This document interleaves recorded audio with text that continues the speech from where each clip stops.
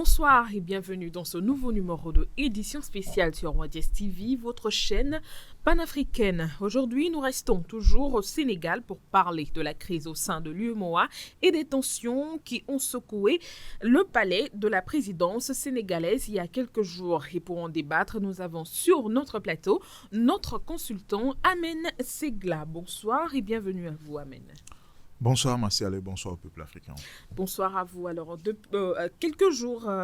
il y a quelques jours plutôt, de vives critiques et tensions secouaient l'exécutif sénégalais après la conférence de presse donnée par le Premier ministre Ousmane Sonko sur la gestion du pays par le président sénégalais Bassirou Diomaye Faye.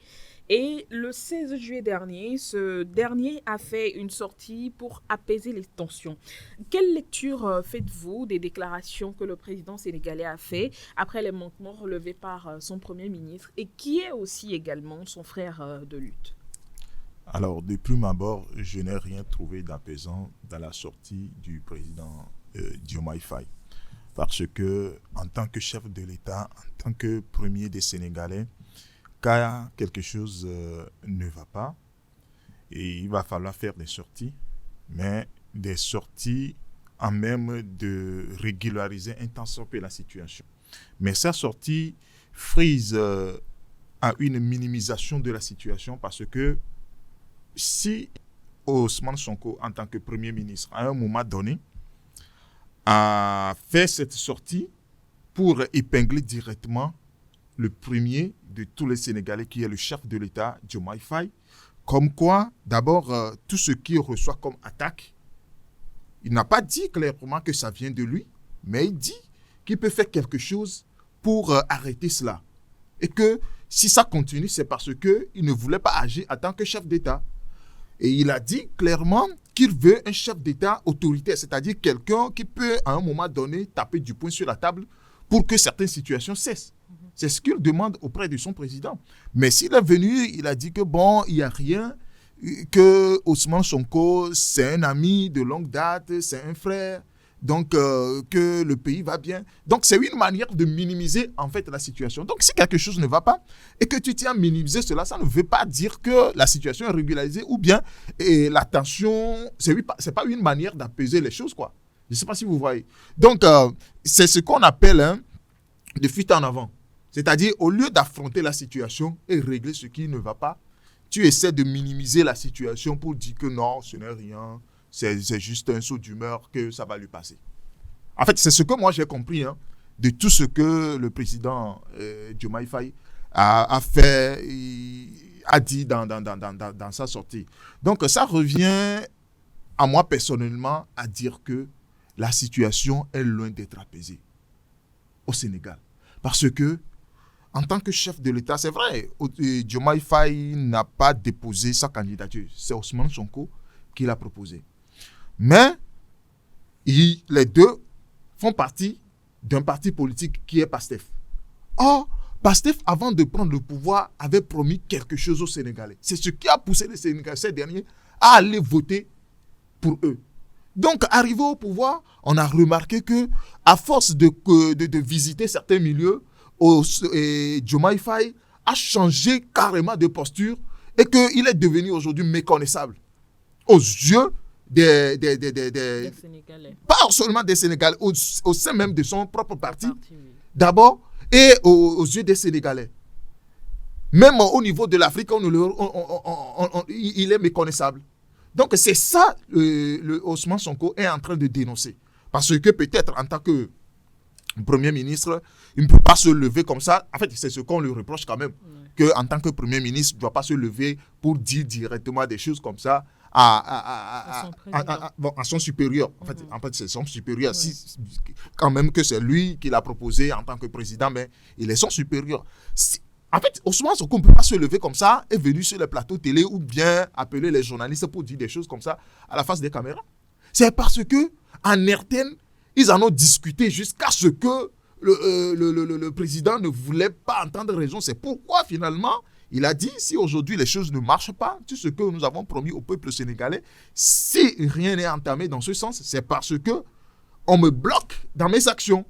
C'est ce qu'il est en train de dénoncer. Donc, si Diomaye Faye essaie de minimiser la situation, c'est parce qu'il ne voulait rien faire dans ce sens. C'est ce qu'il y a à comprendre dans tout ce qu'il a dit. C'est-à-dire, tout ce qu'ils ont promis au peuple sénégalais comme réforme et vis-à-vis de la France, aller donner cette dignité-là au peuple sénégalais, ça, on doit mettre de côté parce que Diomaye Faye n'est pas prêt à s'aventurer dans des choses comme ça. Alors, vos propos ont un peu devancé ma question. Est-ce que vous pensez qu'il y a réellement un problème au sein de l'exécutif sénégalais aujourd'hui et que le président Diomaye Faye essaie de camoufler cela? Oui, il y a un problème. Il y a un problème parce que quand un chef du gouvernement sort, c'est vrai, le chef du gouvernement, c'est lui qui forme son gouvernement et tous les ministres sont à son botte. Mais si aujourd'hui, même au cours des conseils des ministres, vous allez voir qu'un ministre qui peut se lever et dire n'importe quoi directement à son supérieur, qui est le premier ministre Ousmane Sonko, parce que il a une protection auprès du président. Je parle du ministre par exemple, le ministre de la Justice et de la Défense, qui aujourd'hui se comportent comme ils sont sur la cour du roi Péto, ils se permettent de n'importe quoi sans même aviser le Premier ministre. Or, c'est le Premier ministre en question, Ousmane Sonko, qui les a fait venir au gouvernement parce qu'à un moment donné, et je ne sais pas si c'est le président Diomaye Faye qui est à la base, mais il y a un sérieux problème au sein du gouvernement au Sénégal actuellement. Il y a un sérieux problème. Jusqu'à ce que le Premier ministre demande à ce que le président le protège un tant soit peu, c'est qu'il y a quelque chose qui ne va pas. Alors, en tant que premier des Sénégalais, il doit taper du poing sur la table. Mais, on remarque aujourd'hui, parce que lorsque Ousmane Sonko a fait sa sortie, nous attendons à ce que le président de la République se prononce. Mais quand il est venu, mais il a déçu tout le monde par rapport à sa sortie. Parce qu'il a minimisé tout ce que les gens criaient. Parce que d'abord, avant même que Ousmane Sonko ne fasse sa sortie, mais les médias en parlent déjà. Qu'il y a quelque chose qui ne va pas dans les relations entre Sonko et Diomaye. Les médias en parlent. Même il y a certains médias même qui ont lancé des campagnes de dénigrement contre Ousmane Sonko et en lui jetant des choses vraiment pas possibles. Mais c'est parce qu'à un moment donné, les gens se sont comportés en cabale, se sont constitués en cabale, je vous en prie, pour lancer cette campagne-là contre le Premier ministre. Et c'est ce que Ousmane Sonko est en train de dénoncer, en fait. En tant que Premier ministre, si tu n'as pas de protection, si tu n'as pas de pouvoir aux yeux de la population, mais c'est le chef de l'État, c'est lui le premier des Sénégalais, qui doit dire à un moment donné arrêtez. Même au Parlement, la situation est pareille. Même au sein du gouvernement, on n'en parle pas. Donc, si aujourd'hui le président de la République sort pour dire que bon, et cette affaire, c'est comme si c'est une affaire familiale, c'est vrai, il a dit que c'est son frère, mais gouverner un État, ce n'est pas une affaire familiale. Ce n'est pas une affaire familiale. Donc, il ne peut pas minimiser cette situation-là. Parce que demain, ça peut tourner. Déjà, les gens appellent même à ce que Sonko démissionne. Parce que si tu es dans un gouvernement et que tu n'es pas respecté par tes propres ministres, pourquoi tu es encore là? Il faut démissionner. Ça, c'est ce que les impérialistes veulent. C'est ce qu'ils veulent. Parce qu'aujourd'hui, avoir Ousmane Sonko faire 5 ans auprès de Diomaye, vous allez voir que sa cote de popularité va encore grandir. Vous voyez? Et puis, les 5 ans peut-être en 2029, Ousmane Sonko ne sera plus... en fait, il sera plus Premier ministre, mais il sera président. Mais du moment où ils ont aujourd'hui Diomaye Faye dans leur poche, je parle des impérialistes, ils ont déjà Diomaye Faye dans leur poche, donc ils vont lui mettre des choses dans la tête à ce qu'il écarte son ami de longue date qui est Ousmane Sonko. Et c'est ce qui se passe actuellement au Sénégal. Et vous allez voir, les médias vont continuer dans leurs attaques en demandant à Sonko de démissionner. Parce que si aujourd'hui le président le démettre, vous allez voir qu'ils vont dire que bon, comment est-ce que quelqu'un qui t'a fait venir au pouvoir, tu vas le démettre. Donc ça va encore écorcher l'image du président de la République. Donc ils vont pousser Sonko même dans leur propagande en lui demandant de démissionner lui-même parce qu'il n'est plus respecté au gouvernement, parce qu'il n'a plus de pouvoir, etc., etc. Donc, c'est ce qui est en train de se passer actuellement. Donc, le dernier mot revient, comme je viens de le dire tantôt, au président de la République, qui est Diomaye Faye, de recadrer tout le monde pour s'imposer en tant que président. Alors, le 11 juillet dernier, il y a eu un incident lors de la deuxième session du Conseil des ministres des Finances de l'UEMOA où la présidence tournante a été refusée au Burkina Faso. Et après cet incident, le président sénégalais Diomaye Faye a effectué une visite d'État au Bénin, un pays qui, entre parenthèses, n'est pas en bon terme avec la Confédération de l'AES. Que doit-on réellement comprendre de cette situation, surtout dans le contexte actuel ? Alors d'abord, je vais aborder ce sujet sur 2 volets. D'abord, je vais parler de ce qui est sorti de façon officielle de cette rencontre et officieusement ce pourquoi Diomaye Faye a fait ce déplacement. D'abord, tu as parlé de la rencontre de Lomé le 11 juillet dernier où les ministres des Finances de l'espace UEMOA se sont retrouvés pour désigner un nouveau président du Conseil des ministres. Parce que c'est stipulé dans l'article 1 qui régit cette institution que chaque 2 ans, il faut un nouveau ministre, un nouveau ministre de l'espace à la tête de cette institution. Alors, c'est déjà dit que c'est une présidence tournante en fait. C'est-à-dire, vous passez à tour de rôle chaque 2 ans, on change de ministre. Actuellement, c'est la Côte d'Ivoire qui gouverne l'institution et c'est le tour du Burkina Faso de prendre la relève. Mais, de façon étonnante, on a remarqué que, arrivé à Lomé le 11, les gens commencent par se poser la question, comment est-ce que vous allez gouverner les 2 prochaines années? C'est-à-dire, commence pas à poser la question au nouveau ministre qui doit prendre la tête de cette institution pour voir comment il doit gouverner les choses, comment il compte amener la barque pendant les 2 prochaines années. Or, nulle part dans les articles de l'UEMOA, c'est-à-dire quand vous venez, il y a l'ordre du jour, vous lisez ce qui a fait, vous le faites, et puis on entérine le président, le nouveau président. C'est ce qui se fait d'habitude. Mais à voir ce qui s'est passé dans la CEDEAO, les gens, ce n'est pas seulement les ministres, peut-être les orientations sont venues peut-être de Paris, je n'en sais rien. Mais ce sur quoi on est sûr est que, arrivé le jour là, le 11, il y a le ministre des Finances sénégalais, il y a le ministre des Finances burkinabé, pas burkinabé, béninois, et leur homologue ivoirien. Ils ont dit que le ministre burkinabé doit égrener tout ce qu'ils ont programmé à faire au sein de l'UEMOA, parce que quand vous prenez l'espace UEMOA, c'est la Côte d'Ivoire qui est le gros morceau, suivi du Sénégal. Donc, il ne peut pas laisser l'institution dans la main des gens qui ne veulent pas travailler avec la France, parce que la France est leur partenaire privilégié. Donc, s'il ne veut pas travailler avec la France, comme il le dit toujours à haute et intelligible voix, à chaque fois que l'occasion leur est donnée. Donc, s'il ne voulait pas travailler avec, si le Burkina Faso, bien sûr, ne veut pas travailler avec la France, donc eux, ils ne sont pas prêts, c'est-à-dire les 3 pays ne sont pas prêts à donner la présidence au Burkina Faso. Mais c'était ahurissant.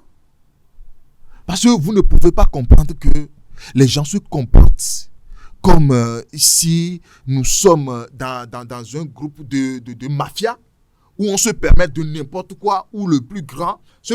Vous savez ce qui a poussé les 3 pays à sortir de la CEDEAO. C'est ce genre de comportement.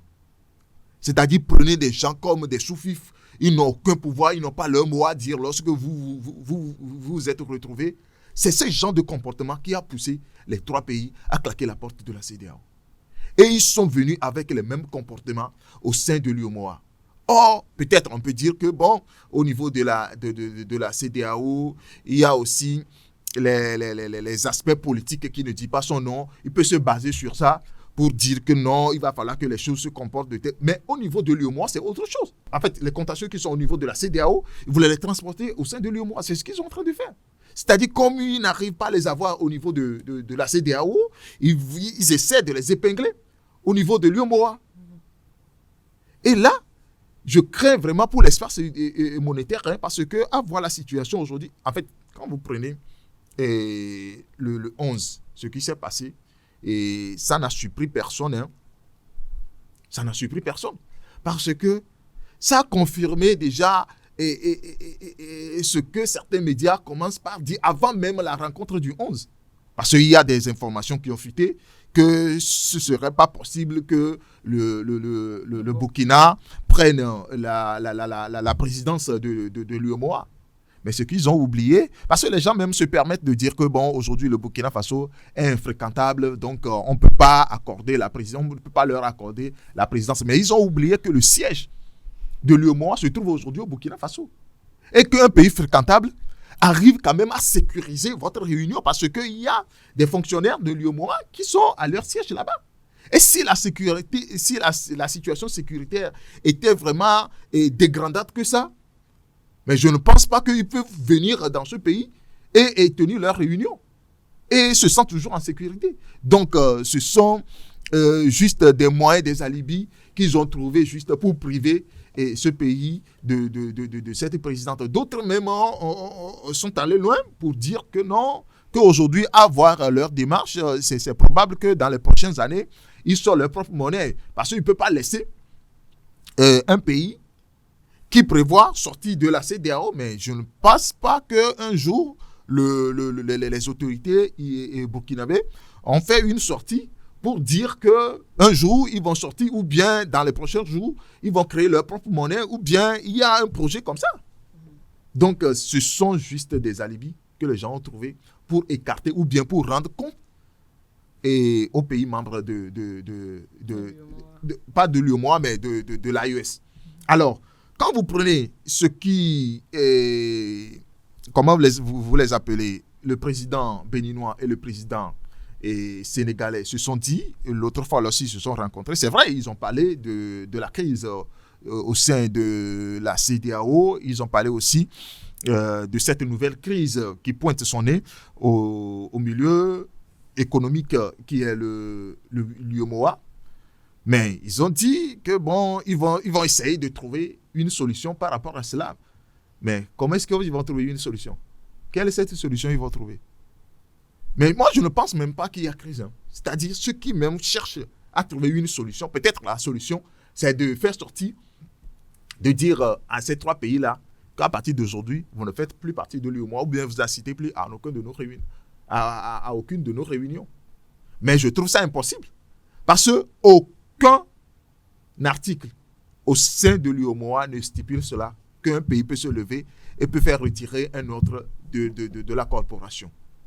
Mais bon, comme nous sommes dans un espace où on se permet de n'importe quoi, peut-être il peut nous le faire sortir parce que avoir ce qu'ils se sont dit l'autre fois, c'est comme si ils ont des solutions toutes faites dans leur poche qu'aujourd'hui, il peut les faire sortir pour régulariser la situation. Moi, je ne le pense pas. Parce qu'ils sont même à la base de cette crise. Les deux présidents, en plus de la Côte d'Ivoire, ils sont à la base de cette crise. Donc, nous attendons pour voir ce qu'ils ont à proposer comme solution. L'essentiel est qu'il va falloir à un moment donné que nos chefs d'État arrivent à entendre raison. C'est vrai, vous pouvez beau côtoyer avec qui vous voulez. Mais entre vous, arrêtez de vous piétiner. Nous plaignons tout le temps que les impérialistes nous piétinent. Nous plaignons tout le temps que les étrangers, les occidentaux nous piétinent, ne nous considèrent pas. Mais entre nous, on se lance des choses, on se minimise. Moi, je me le demande.